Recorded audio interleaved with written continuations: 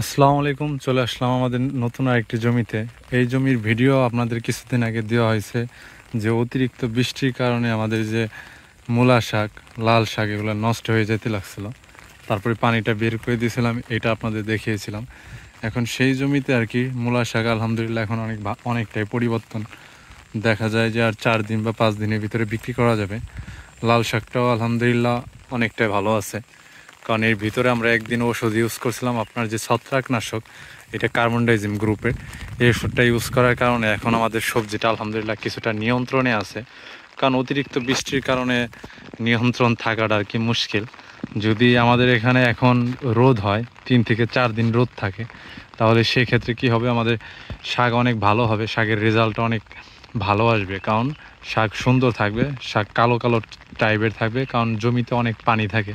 পানি থাকার কারণে আর কি মূলা শাক আর সবুজ শাক, লাল শাক এগুলো অতটা ভালো গ্রোথ হয় না। কারণ জমিতে এখন সব সময় আর কি পানি উপর থেকে পড়তেছে, আল্লাহ তাআলার রহমতের বৃষ্টি সবসময় দিতেই আছে। আর এই দেওয়ার কারণেই আর কি জমিতে যে শাকগুলো আছে এই শাকে আর কি অতিরিক্ত পানি হয়ে যাচ্ছে, সেই জন্য গ্রোথটা ভালো হচ্ছে না। তারপর মোটামুটি ভালো আছে আর কি, যে পরিমাণ বৃষ্টির নামছে সেই অনুযায়ী আর কি ফসল মোটামুটি ভালোই টিকসই আছে এখনও। এইভাবেও যদি নামে তাহলে দেখা গেল যে বিক্রি করা যাবে। যদি এর থেকে বেশি নামে সেক্ষেত্রে আর কি এই শাক বিক্রি করা আর কি মুশকিল হয়ে যাবে, তখন আর কি শাক ভালো থাকবে না, নষ্ট হয়ে যাবে, তখন বাজারে নিলে শাক বিক্রি করা যাবে না, অনেক ধরনের সমস্যা আর কি।